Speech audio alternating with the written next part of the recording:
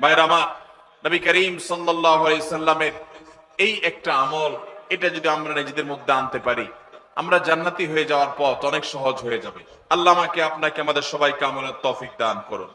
ভাইরা আমার, এখন আপনারা বলবেন, ভাই কোন অন্যায় কাজের বিরুদ্ধে কি আমরা কথা বলবো না? সেখানে যদি বিতর্ক হয়, সেখানে যদি দুইটা কথা বাড়াবাড়ি হয়, তাও কি আমরা করব না? আল্লাহ তাআলা সে সম্পর্কে বলেছেন, উদউ ইলা সাবিলি রাব্বিকা বিল হিকমাতি ওয়াল মাউইযাতিল হাসানাহ ওয়াজাদিলহুম বিল্লাতী হিয়া আহসান। আল্লাহর পথে আহ্বান করতে গিয়ে, মানুষকে ভালো পথে দাওয়াত দিতে গিয়ে যদি কখনো বিতর্ক, বর্ষা, কথা বাড়াবাড়ির দরকার হয়, তাহলে সেটা সর্বোত্তম উপায় হবে ফাইযাল্লাযী বাইনাকা ওয়া বাইনাহু আদাওয়া কাআন্নাহু ওয়ালিয়্যুন হামীম। আপনার এই বিবাদ, আপনার এই মতপার্থক্য, বিবাদ তো নয়, মতপার্থক্য, এটা এত সুন্দর হবে যে যার সাথে আপনি বিতর্ক করছেন সেখানেও মধুমাখা থাকবে, আন্তরিকতা থাকবে, মায়া মমতা থাকবে। আজকাল দেখবেন এক হুজুর আরেক হুজুরের জাহান্নামে পাঠিয়ে দিচ্ছে। ভাইরা আমার, ফতোয়া দিয়া মানুষকে জাহান্নামে পাঠিয়ে দেওয়া এটা আমাদের দায়িত্ব না। আমরা যদি কারোর ভুলও ধরতে হয়, সেখানেও সত্যিকার হিতাকাঙ্ক্ষিতা সুলভ মানসিকতা থাকতে হবে। আল্লাহ আমাদের সেই তৌফিক দান করুন। আমরা কারোর পেছনে শত্রু ভাবাপন্ন হয়ে তার পেছনে লাগবো না, তার ছিদ্রান্বেষণ করব না, তার দোষ তালাশ করে বেড়াবো না, তার গোষ্ঠী উদ্ধার করতে নামবো না।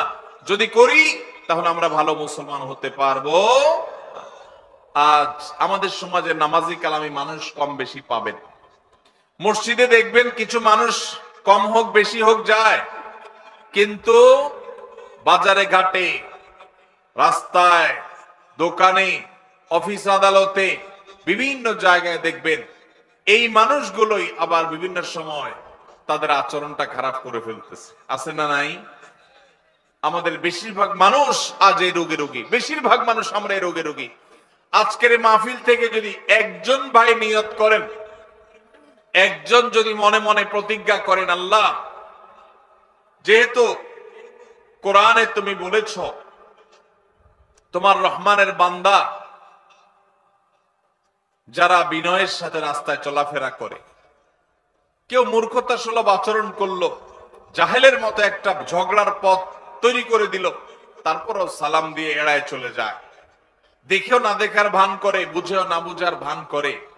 আল্লাহ আমি সেরকম বিনয়ী মানুষ হতে চাই, শান্তিপ্রিয় মানুষ হতে চাই। এই প্রতিজ্ঞা করে যদি এখান থেকে যান, আর প্রতিদিন যদি আপনি রাতে শোয়ার আগে নিজের পরীক্ষা নিজে নেন যে আমি আজকে সারাদিনের মধ্যে একটা লোকের সাথেও ঝগড়া চাইলে করতে পারতাম, কিন্তু আমি করলাম না আল্লাহর জন্য, এই এক্সারসাইজটা একবারও করছি কিনা, যদি এটা করতে পারেন তাহলে আমি মনে করবো আজকের মাহফিল সফল এবং সার্থক। আল্লাহ আমাদের সবাইকে সেই তৌফিক দান করুন। ভাইরা আমার, আল্লাহ রাব্বুল আলামিন কোরআনে কারীমে আমাদেরকে শিখিয়েছেন, যদি আমাদের কারোর সাথে কখনো কথা বাড়াবাড়ি পর্যন্ত যায়ও, তাহলে সেটা কখনো মন্দ উপায়ে যাবে না, খারাপ ভাবে যাবে না। আল্লাহ বলেছেন, ওয়ালা তুজাদিলু আহলাল কিতাবি ইল্লা বিল্লাতি হিয়া আহসান। আহলে কিতাবদের সাথে, ইহুদি খ্রিস্টানদের সাথেও যদি তোমাদের কখনো ধর্মীয় বিষয়ে বিতর্ক তৈরি হয়, তো খবরদার তোমরা বিতর্ক করবে বিল্লাতি হিয়া আহসান, সবচেয়ে সুন্দর উপায়ে। আমাদের নবী করিম সাল্লাল্লাহু আলাইহি সাল্লামের সাথে মক্কার মুশরিকদের সাথে, মদিনার ইহুদিদের সাথে আদর্শিক দ্বন্দ্ব ছিল না, কিন্তু আমাদের নবীজি কখনো মুখ খারাপ করেছেন? কি বলেন? মুখ খারাপ করেছেন, ঝগড়াঝাটি করেছেন, গন্ডগোল ফাসাদ করেছেন। আমরা ইসলামের নামে একদল আরেক দলের সাথে মারামারি লিপ্ত হইতে দেখি না।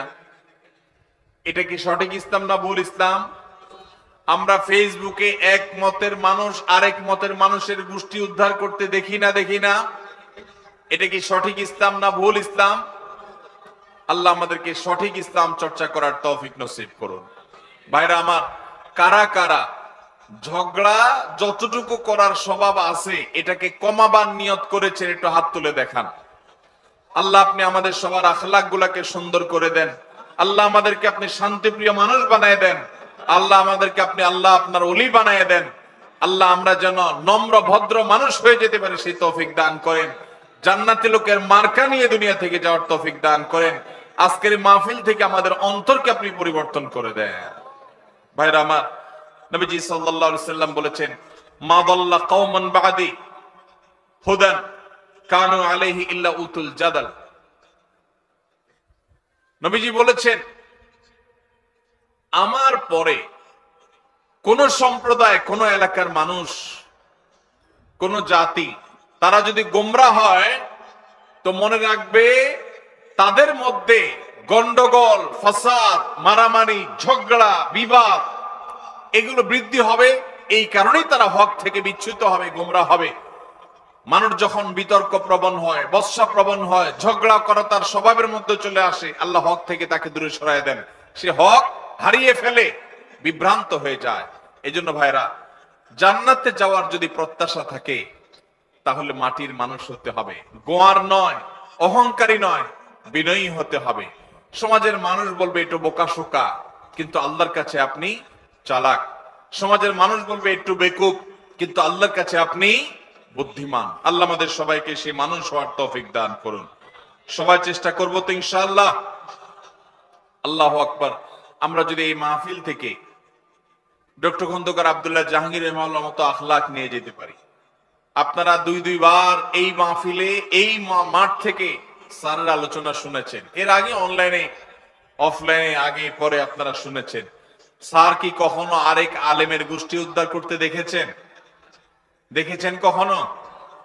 ভাইরা আমার, আমি আল্লাহর কাছে একান্তে কিছু দোয়া যখন করি, খাস খাস দোয়া কবুলের জায়গাগুলোতে আমার কিছু সিক্রেট দোয়া আছে আল্লাহর কাছে। এর মধ্যে একটা দোয়া হলো, আমি বলি, আল্লাহ আপনি স্যারের মতো ওইরকম সরল সহজ, ওইরকম বিনয়ী, ওইরকম বিনম্র, উম্মার হিতাকাঙ্ক্ষী, উম্মার কল্যাণকামী, উম্মার ঐক্য প্রয়াসী, বিভক্ত উম্মাকে এক করার জন্য যার মধ্যে প্রচন্ড আকুতি ছিল, ব্যাকুলতা ছিল, অস্থিরতা ছিল, নিজস্ব কোন মিশন নিয়ে উম্মাকে বিভক্ত করার চেষ্টা করেন নাই। আপনি স্যারের মতো সে আখলাক, সে বিনয়, সেই নম্রতা, সেই সুন্দর হাসি, সেই সরলতা, এগুলো আপনি আমাকে দান করেন। আমি একান্তে আল্লাহর কাছে যে কয়েকটা দোয়া সবসময় করার চেষ্টা করি, এর মধ্যে এই দোয়াটা আমি নিয়মিত করি। আল্লাহ রাব্বুল আলামিন আমাদের সবাইকে আমাদের প্রিয় নবী সাল্লাল্লাহু আলাইহি সাল্লামকে অনুসরণ করে বিনয়ী হওয়ার তৌফিক দান করুন।